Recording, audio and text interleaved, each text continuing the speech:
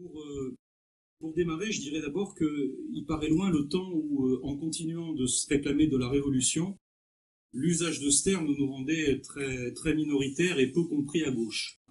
C'était il y a quelques années de ça seulement. Mais deux éléments ont fortement contribué à réhabiliter le terme de révolution.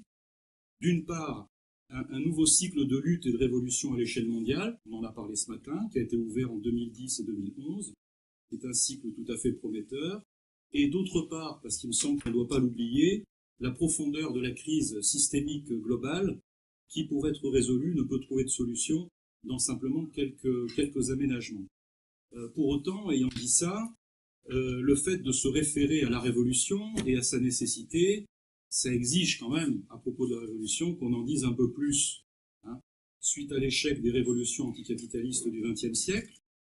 Et nous, pour notre part, nous ne séparons pas la révolution, d'une part, de l'auto-organisation et de l'autogestion, d'autre part. Et l'autogestion, c'est un petit rappel, je ne m'étendrai pas là-dessus, pour nous, c'est à la fois une pratique immédiate, c'est un chemin et c'est un but, pour reprendre une formule qu'on a utilisée dans le passé. Alors, depuis l'année 2000, précisément, et c'était durant le temps d'un congrès des alternatifs, ne croyez surtout pas par ailleurs qu'ici je fais de la nostalgie, mais c'est pour comprendre un petit peu d'où on vient, parce que ça me paraît quand même important, au moins de temps à autre, de rappeler d'où on vient et comment on a pu élaborer un certain nombre de choses. Pour la première fois, on a parlé de révolution longue. Bon. Et depuis la fin de la décennie qui a suivi ce congrès, donc dans les années 2000, et vers la fin des années 2000, on a pris le parti de relier la révolution longue à l'autogestion d'un point de vue stratégique. Alors, il y en a qui étaient, d'ailleurs, je me rappelle, il y a pas si longtemps, en mars 2013, au Forum social mondial de Tunis, on avait animé, à travers Rouge et Vert, plusieurs ateliers, et notamment dans l'un de ces ateliers, on disait que justement, une révolution longue se déroulait sous nos yeux, en Tunisie donc, et plus largement, après celle de l'Amérique indo-afro-latine amorcée dans la dernière décennie du siècle passé. Alors, ça peut être intéressant d'y revenir à un moment où chacune de ces révolutions est en difficulté, ça a été dit ce matin, on va certainement en reparler, à un moment aussi où une stratégie autogestionnaire articulée à la révolution longue pose de nouvelles questions. Donc c'est ce par quoi je terminerai mon propos. J'en ai choisi deux, et je conclurai tout à l'heure là-dessus. Deux questions qui sont posées. La question du parti, entre guillemets, et la question des modalités de ce que pourrait être un pouvoir populaire. Alors, premier point, la révolution est de retour. Là, il faut donc repartir de ce qu'il est convenu maintenant, dans une partie de la gauche, grande partie de la gauche, puisque ça, c'était le patrimoine du front de gauche il y a donc peu, c'est-à-dire le fait qu'on est dans une crise systémique et globale. Une crise du capitalisme et une crise de civilisation, une crise du sens de la vie en société, bref, une crise multiforme. On pourrait parler d'ailleurs du lien entre le collectif et pas forcément l'individu, mais le processus d'individuation. Je ne le ferai pas parce que ce serait un petit peu long, mais c'est un élément qu'on peut ajouter à l'analyse. Alors la crise économico-financière, tout le monde la connaît, les conséquences sociales dramatiques, chômage de masse, précarisation aggravée de l'emploi, dégradation des conditions de travail. La crise est aussi une crise écologique, et cette dimension écologique, elle est elle-même multiforme. On ne va pas ici dresser une liste, mais enfin quand même, globalement, elle s'aggrave de manière catastrophique pour l'humanité, pas pour la planète, mais pour l'humanité, en dépit des mesures extrêmement modestes, telles que par exemple celles qui avaient été décidées à la COP 21 à Paris en 2015, et il faut quand même se rappeler, parce qu'on a tendance à l'oublier, que les travaux de cette COP sont menacés alors que les conclusions en étaient extraordinairement modestes et très très très en deçà de ce qu'il faudrait faire pour combattre les dérèglements climatiques. Ce n'est d'ailleurs pas un hasard si ce sont essentiellement des pays du Sud, dans le Pacifique et ailleurs, qui avaient posé la question d'exigences beaucoup plus importantes. Et puis cette crise, c'est aussi une crise de la démocratie. Pendant de nombreuses années, on a été assez isolé en tenant ce propos-là. Maintenant, c'est une évidence. La démocratie représentative est à bout de souffle. Le télescopage entre la sphère financière et la sphère politique, ça a été évoqué par Gus ce matin, alimente davantage encore le rejet de la classe politique, l'abstentionnisme, il faut le rappeler, de manière générale, même si à tel ou tel scrutin, cet abstentionnisme est moins net, on l'a vu récemment, mais la tendance globale quand même, depuis à peu près 2 décennies, c'est la progression de l'abstentionnisme, et en particulier, et nous ça nous intéresse, dans la jeunesse et dans les milieux populaires. Et puis, là encore, ça a été dit ce matin, la crise, et c'est aussi une crise géopolitique, et d'une formule, puisque ça a été évoqué, on n'a pas besoin forcément de le répéter. Cette dimension de la crise traduit la fin de la domination multiséculaire, alors pas seulement des États-Unis, mais de l'Occident sur le monde, avec l'émergence d'un monde multipolaire. C'est quelque chose, effectivement, d'extrêmement important. Alors évidemment, quand on dit tout ça, on ne peut que conclure qu'aucun aménagement de cette crise n'est viable à terme.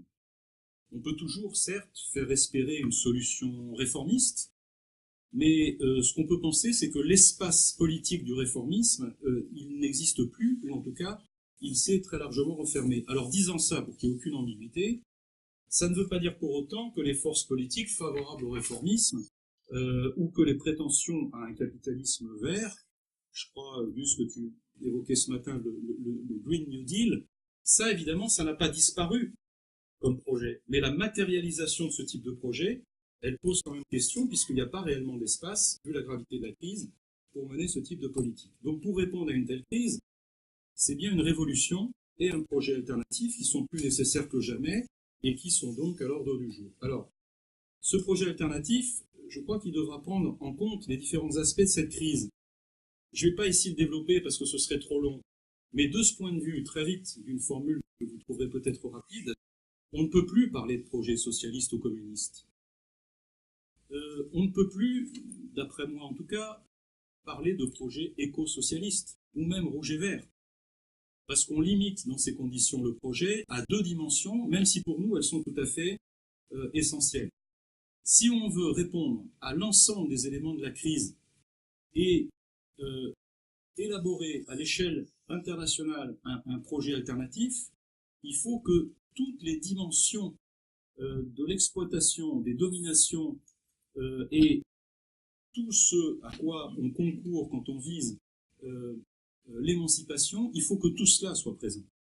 Et donc on ne peut pas limiter les dimensions d'un projet, y compris à l'écosocialisme ou au rouge et vert, même si par rapport à la référence socialiste, l'écosocialisme et le rouge et vert, pour moi mieux que l'écosocialisme, ont répondu à un moment donné, à la fin des années 90 notamment. Mais il me semble qu'on n'en est plus là, et que le projet alternatif, ça doit être quelque chose de beaucoup plus large. Il y a quelques années, avec quelques camarades qui sont dans la salle d'ailleurs, on avait écrit un texte, une contribution, qui parlait d'un projet arc-en-ciel pour donner à voir sur les différentes couleurs de ce projet. Et puis ce projet, il devra mettre l'autogestion au centre.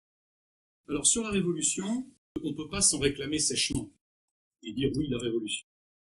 On est au moins, en tout cas c'est l'hypothèse qu'on peut faire, on est au moins en partie comptable des échecs qui ont été les siens au XXe siècle. Je parle des révolutions anticapitalistes. Donc de ce point de vue, une pétition de principe, ça ne suffit pas.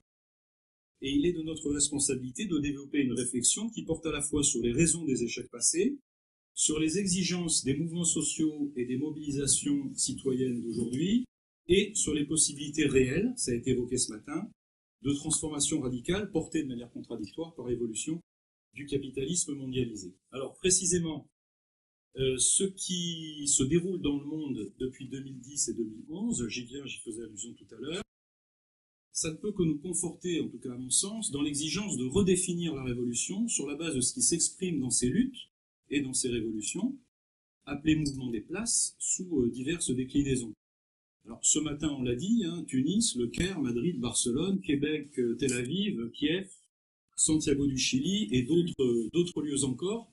Ce qui est quand même frappant, c'est que ces mouvements sont extrêmement divers, mais que s'y expriment les mêmes exigences à une échelle de masse.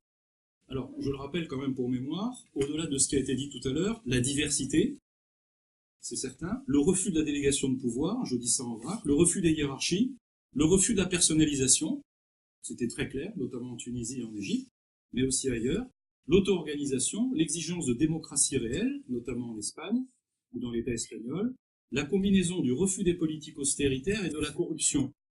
Je ne développe pas ici sur la corruption, ça a été suffisamment fait ce matin, mais je pense qu'il faut qu'on ait absolument à l'esprit que c'est un ressort central. On a longtemps d'ailleurs imaginé que la corruption, ça concernait le Sud. On ne va pas revenir, y compris sur la campagne électorale et les déboires de la candidature Fillon, et ce n'est pas la seule. Mais la corruption, c'est aujourd'hui évidemment une question décisive, pas seulement dans les sociétés du Sud, mais aussi dans les sociétés du Nord. Alors, dans ces luttes et dans ces révolutions, c'est bien une nouvelle culture politique qui s'affirme, ça a été dit ce matin. C'était déjà le cas du temps de l'altermondialisme. Il y a donc une sorte de prolongement et d'élargissement par rapport à ce qu'on voyait déjà au travers de l'altermondialisme. Et on peut y ajouter, pour terminer sur cette première remarque, le fait que face à l'offensive néolibérale, à ce monde de la jungle et à la concurrence de tous contre tous, ce qui est mis en avant comme élément du projet alternatif, c'est quand même important, c'est le choix à la fois des solidarités et de la coopération. Voilà. Mais évidemment, deuxième remarque, révolution oui, mais révolution longue. Alors, dans la mémoire collective, le terme révolution, il est le plus souvent synonyme de fulgurance et de violence. C'est ça qui est encore présent, ou qui était encore nettement présent dans l'imaginaire il n'y a pas si longtemps. En réalité, la Révolution française amorcée en 1789 est d'une durée d'une dizaine d'années environ, même si les historiens et les historiennes continuent à discuter de cette question-là, nous rappelle que l'idée de fulgurance, elle est fausse, en réalité. Elle est fausse. Quant à la violence, c'est un vrai problème, on ne va pas développer ici, ça correspond effectivement à une réalité du passif. C'est moins net pour ce qui s'est passé dans le nouveau cycle, la question de la violence. Elle n'a pas totalement disparu, mais elle n'a pas du tout les proportions qu'elle a pu prendre dans le passé, et ça doit être, me semble-t-il aussi, un élément de réflexion. Alors, de manière classique, et en particulier dans la tradition communiste ou d'extrême gauche, on se représente, y compris octobre 17, comme un moment fulgurant, comme une fulgurance. Bon, c'est pas l'objet ici, une fois de plus, mais c'est une représentation qui, historiquement, quand on regarde les choses de près, est extrêmement discutable. Bon. Alors, l'histoire du passé, comme celle qui se fait sous nos yeux, nous montre que, en général, les révolutions sont bien des processus étirés sur plusieurs années, parfois même plus. Tout à l'heure, Gus faisait allusion à la question des femmes. On peut se poser la question de savoir si le féminisme et si l'ensemble des mouvements qui, historiquement, ont lutté pour les droits des femmes, ça n'est pas aussi, d'une certaine manière, une révolution longue. On peut en tout cas se poser la question. Alors, les révolutions qui ont suivi celle de 1789, qu'elles soient bourgeoises, populaires, anticapitalistes au XXe siècle, bon, les révolutions qu'on a appelées coloniales ou anticoloniales, donc anti-impérialistes au XXe siècle, bon, le processus ouvert en 2010 constitue la troisième phase, finalement, de ces révolutions. Et on constate que toutes sont des révolutions longues. Et c'est ce qui fonde, pour nous, donc là, je fais référence un petit peu à une sorte de mémoire partagée, et c'est ce qui nous distingue des courants de l'extrême gauche, y compris les courants trotskistes, c'est ce qui fonde pour nous la notion de révolution longue, comprise comme processus pour simplifier les choses. Alors, quand on dit ça, je fais allusion à un débat, je crois qu'Henri était, il y a 2-3 ans, auquel j'avais été invité par la GA, par la gauche anticapitaliste, sur la question de la révolution longue. Et alors, l'interprétation qui en a été faite, pas dans le débat lui-même, mais dans la brochure de la gauche anticapitaliste, que j'ai découvert quelques mois après, c'est que la révolution longue, pour nous, ce serait éventuellement une astuce pour contourner les affrontements de classe et les ruptures anticapitalistes. Alors, il n'a jamais été pour nous question de céder quoi que ce soit au fait que les affrontements et les ruptures sont inévitables et qu'on les assume parfaitement. Autrement dit, la révolution longue, ce n'est pas du réformisme, c'est en fait, et ça n'est pas non plus, excusez-moi, une accumulation, là je vais faire allusion à quelque chose de présent, sans développer, ça n'est pas non plus, si vous voulez, une accumulation de mesures législatives qui seraient censées déboucher sur un changement global. Vous voyez, c'est un petit peu ce qu'on entend quand on entend parler de révolution citoyenne. Je ne développe pas. Bon, donc on peut ici reprendre une hypothèse déjà formulée et travaillée les années antérieures, selon laquelle la révolution longue, alors je dirais d'abord, ça c'était pas forcément présent dans ce qu'on a pu voir il y a quelques années, mais il me semble qu'on doit réfléchir à une dimension qui est la suivante. La révolution longue, non seulement c'est le réel, mais c'est aussi le nécessaire pour une raison très simple, et qui à mon avis est fondamentale pour nous. C'est que longue, ça veut dire qu'il faut le temps de la démocratie et de la délibération collective et populaire. Et ce temps-là, c'est aussi une justification, me semble-t-il, de la révolution longue. Alors pour nous, qu'est-ce que c'est de manière un petit peu plus précise? Une hypothèse qu'on a déjà travaillée, c'est une suite de phases complexes, un processus de rupture accumulé, non linéaire, évidemment, combinant des dimensions diverses, et en particulier démocratiques et sociales. Alors ça nous rappelle quelque chose, y compris par rapport au patrimoine marxiste révolutionnaire, mais la question de l'articulation entre la dimension démocratique et la dimension sociale, c'est exactement ce qu'on a rencontré dans les luttes et les processus révolutionnaires amorcés depuis 2010 et 2011. Alors, on peut imaginer parmi ces ruptures qu'il y en aura une qui sera sans doute plus décisive que les autres, c'est celle qui pourrait correspondre avec la rupture, avec la domination de la propriété capitaliste, autrement dit, l'expropriation capitaliste. Ça, c'est une hypothèse. Hein, il pourrait y avoir donc une rupture parmi les différentes ruptures d'une révolution longue qui pourrait avoir évidemment une importance particulière parce qu'elle permettrait, elle, le basculement vers la transition de la société autogène. Bon. Processus non linéaire, ça signifie des avancées brusques, des moments de stagnation, de glaciation, ce qui n'exclut pas des reculs, donc y compris profonds, des reculs qui peuvent annuler une partie des avancées antérieures. Là, par exemple, on pense à l'Égypte. Mais on va peut-être y revenir, pas à la Tunisie. Et ça, je pense qu'il faudra quand même, là-dessus, être bien au clair. Bon.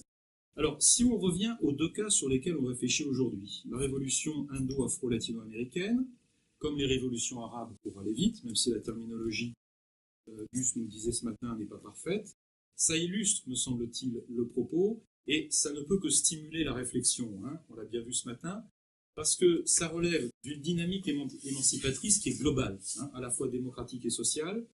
Donc, à quelques décennies d'intervalle, les deux processus combinent donc toujours plusieurs dimensions, avec des avancées, des formes de stagnation, des moments de stagnation et des reculs. Mais, et là, évidemment, la chose mérite certainement d'être discutée, quand il y a stagnation et même recul, ça ne veut pas dire que ces processus sont achevés. Alors, c'est une idée qu'on n'est pas les seuls à mettre en avant. Tout à l'heure, je le disais là au moment du repas. Gilbert Achcar, avec des mots qui ne sont pas tout à fait les mêmes, le dit aussi. Et Michel Warszawski, de manière assez tonitruante cet été à Guidel, à l'université d'été, racontait, du point de vue qui est le sien, hein, d'un militant alternatif israélien, lui, il disait qu'il n'avait de cesse, en discutant avec ses amis arabes, de dire que, quels que soient les contre-coups et les difficultés du processus actuel, le processus des révolutions arabes, non seulement il n'est pas terminé, mais il vient à peine de commencer. Je crois qu'il faut vraiment qu'on entende ça. Bon.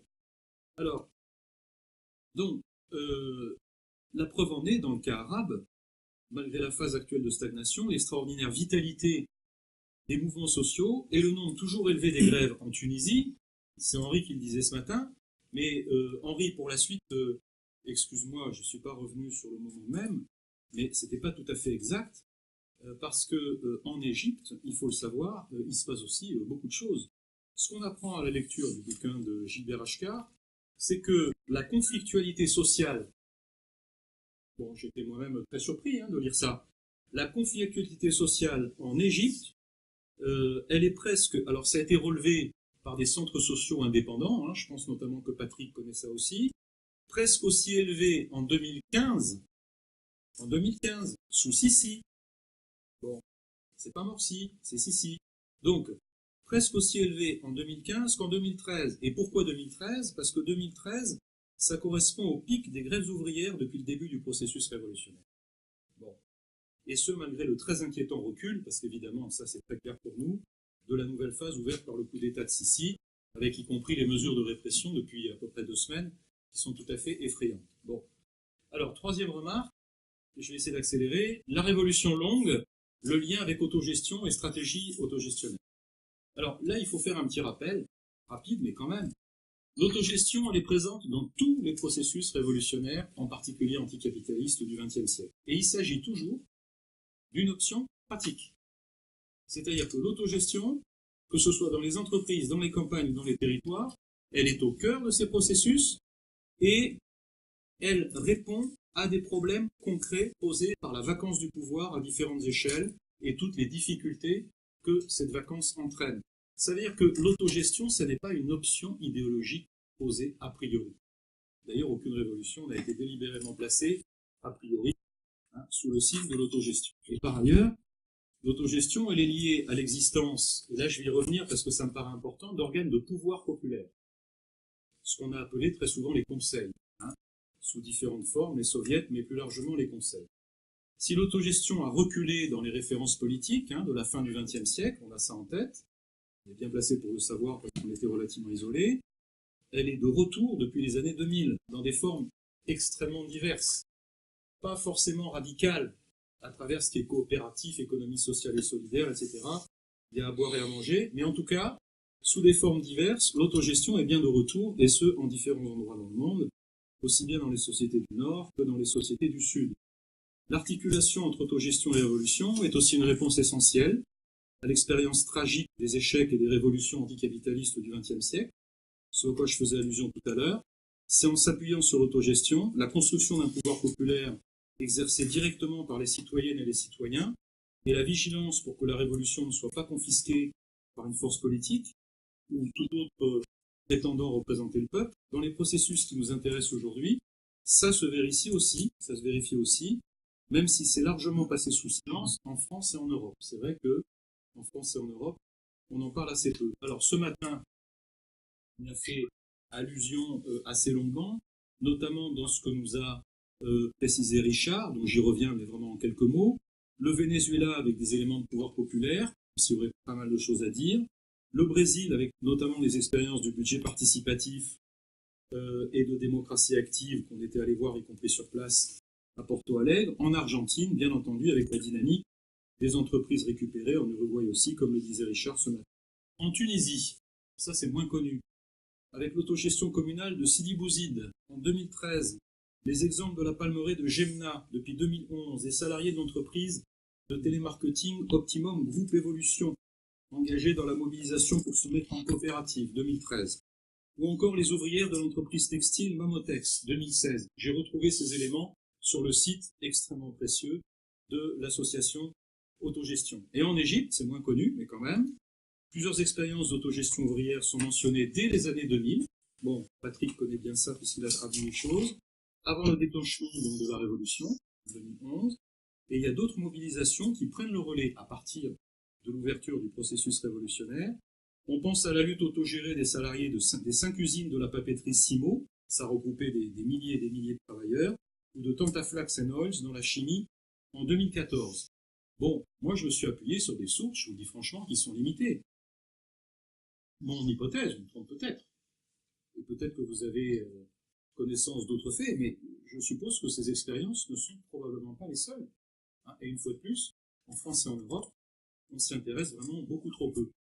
Donc leur existence valide l'hypothèse d'un lien étroit entre autogestion, révolution longue, et cette articulation n'est pas une question secondaire, pour nous c'est une question stratégique. Alors la stratégie autogestionnaire, pour en dire quelques mots quand même, elle s'appuie d'abord sur le déploiement des pratiques et des expériences alternatives et autogestionnaires sur les lieux de travail et d'études, comme dans les territoires, avec la démocratie active, j'y faisais allusion tout à l'heure. Pour nous, cette stratégie, une stratégie d'autogestion, elle va au-delà, bien entendu, du fait de recenser, signaler, populariser de telles expériences. Pour nous, la stratégie autogestionnaire, elle vise à leur transcroissance en contre-pouvoir, à la prise en compte, même partielle, des aspirations autogestionnaires dans les politiques publiques, et à l'intégration de l'autogestion, et on en est loin, au cœur des programmes des forces politiques de la gauche, dont on voit bien depuis quelque temps qu'elle est à reconstruire pratiquement de A à Z. Alors on fait le pari que cette stratégie est à la fois celle des processus révolutionnaires de notre temps, stratégie d'autogestion, et qu'elle intègre aussi pleinement, et là ça rejoint ce qui a été exprimé par Gus ce matin, la nouvelle culture horizontale démocratique jusqu'au bout de l'altermondialisme et du mouvement des places. Tout est lié, en quelque sorte. Alors, en conclusion, parce que tout ça, évidemment, ça pose une série de problèmes. Il y en a deux que je vous soumets parce qu'ils me semblent importants, c'est certainement pas les seuls. D'abord, il y a la question de la force politique. Alors, la question de la force politique, du tome des alternatifs, on l'avait un petit peu travaillé à travers une notion qu'on a mis au service, en quelque sorte, du patrimoine commun de la gauche alternative, à travers Ensemble, c'est la notion de parti-mouvement. Bon. Alors, pour s'expliquer rapidement là-dessus, pour nous, c'est une alternative au parti guide. C'est pas seulement le parti guide, parce que ce matin, il y a été fait allusion, même si les mots n'ont pas été employés, je crois que c'était le Venezuela, à propos du Parti socialiste unifié au Venezuela. En fait, c'était un parti-État, hein, d'une certaine manière. Donc, pour nous, le parti-mouvement, c'est une alternative au parti guide et au parti-État, et on a besoin de ce type de force, une force politique, donc d'un type nouveau, dans le cadre d'une telle stratégie, plus souple, plus décentralisée, au service des pratiques autogestionnaires et alternatives, et puis, très important, donnant à voir l'autogestion dans son fonctionnement et dans sa pratique. Ça veut dire une force politique qui renonce définitivement au comportement hégémonique, fait allusion à personne, aux pratiques de manipulation, idem, ou de confiscation du pouvoir. Et ça veut dire que ce type de force politique doit évidemment respecter, pas seulement en les mots, mais dans les faits, l'indépendance des mobilisations citoyennes, des mouvements sociaux en toutes circonstances, et ça veut dire que ce type de force doit rejeter dans sa vie interne, évidemment, toute notion de verticalité, toute notion de discipline, de hiérarchie ou de prétention à soumettre les autres forces et les autres courants. C'est tout ça qui fonde la notion de parti-mouvement. Car une force politique... Alors on pourrait dire, mais est-ce qu'on a besoin d'une force politique? C'est une question qui est posée depuis déjà de nombreuses années. Vous savez que dans les mouvements sociaux et les mobilisations citoyennes, on rencontre systématiquement des gens qui nous disent « mais on n'a pas besoin de vous ». La preuve, c'est que nous, ce qu'on a démarré, on l'a fait sans vous. Bah, historiquement, ils et elles ont parfaitement raison. Donc il ne s'agit pas d'une force déclencher des luttes et ouvrir des processus révolutionnaires, mais qui n'en ont pas besoin, mais il s'agit d'une force politique de type autogestionnaire et révolutionnaire, nécessaire pour jouer le rôle de synthèse politique généraliste, parce que chacun des mouvements sociaux séparément peut difficilement y prétendre. Il est constitué en général sur un objet, je pense par exemple aux organisations syndicales.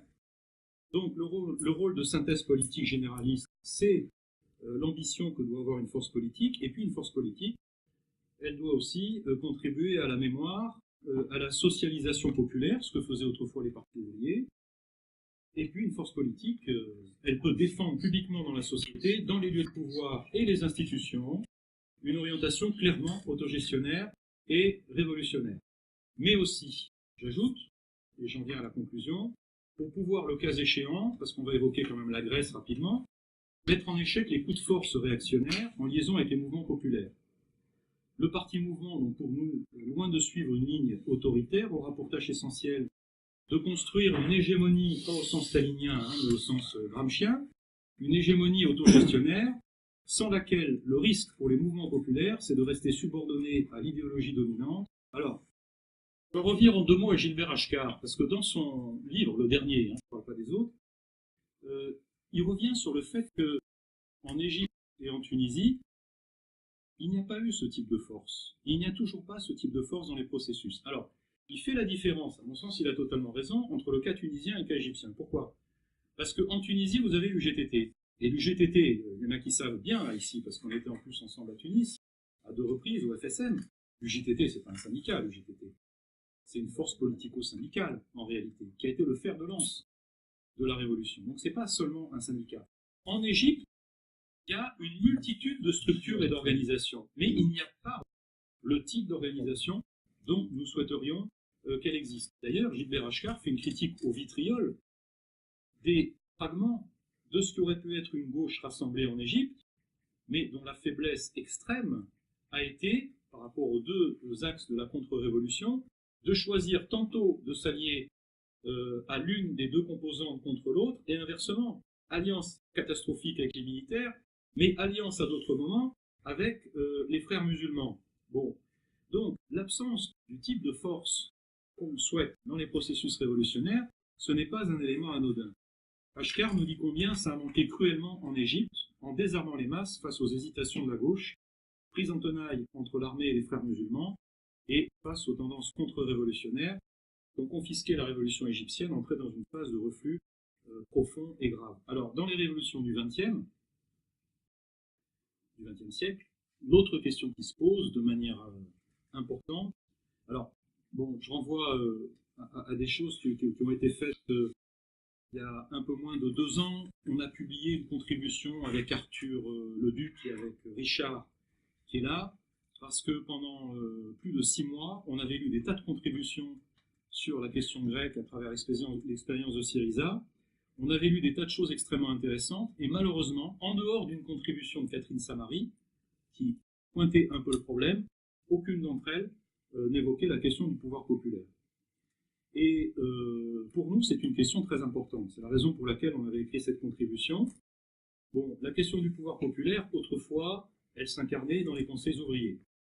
Aujourd'hui, pour aller vite, est-ce qu'on ne doit pas se poser la question de savoir si ce n'est pas en termes nouveaux qu'elle se pose, hein, plus proche de l'idée de conseil ou de forum citoyen, je dis en particulier dans les pays du Nord. Parce que dans les pays du Sud, c'est un petit peu différent, dans la mesure où, avec le décalage qu'on imagine, il y a une classe ouvrière qui a un poids énorme dans les pays émergents, dans les pays comme la Corée du Sud, etc. Donc on ne peut pas, nous, voir les choses uniquement avec nos propres lunettes. Bon, alors, la question n'a pas été résolue dans les processus révolutionnaires qui nous intéressent aujourd'hui. Donc là, c'est une question qui nous est posée. Il n'y a pas eu, dans les deux cas, la présence de structures régulières, pérennes, de pouvoir populaire. Il y a eu des éléments qui ont fait penser à ça, mais ces structures n'ont pas existé. Et l'expérience de la Grèce, avec l'échelle de Syriza de janvier à juillet 2015, nous rappelle pourtant qu'il s'agit d'une question essentielle. Face aux dangers et aux menaces qui guettent tout processus révolutionnaire, la Grèce, il ne s'agissait même pas d'un processus révolutionnaire. La situation a été bloquée juste avant qu'il s'ouvre, ce processus. À partir du moment où Tsipras s'est assis sur l'Oxy. Bon. Donc, les menaces et les dangers qui guettent tout processus révolutionnaire, ou même quand on l'a vu en Grèce, une simple victoire de la gauche pouvant déclencher l'ouverture d'un tel processus, il faut forcément s'interroger, c'est-à-dire qu'au-delà de la nécessité impérieuse, parce que nous le répétons depuis des années, nous avons raison, bon, mais au-delà de la nécessité impérieuse de forte mobilisation citoyenne et de puissants mouvements sociaux, comment ancrer et développer ces processus sans une mobilisation citoyenne prolongée, à travers le fait que doivent être inventés, peu importe la terminologie, des lieux de pouvoir populaire. Voilà, c'est la deuxième question qui me paraît, disons, importante parmi les éléments de réflexion qu'on a aujourd'hui et dont il faudra trouver après, je pense qu'on en parlera en fin d'après-midi, les moyens il faudra qu'on la prolonge, cette réflexion, qu'on l'élargisse, ça me paraît extrêmement important. Voilà, je vous remercie.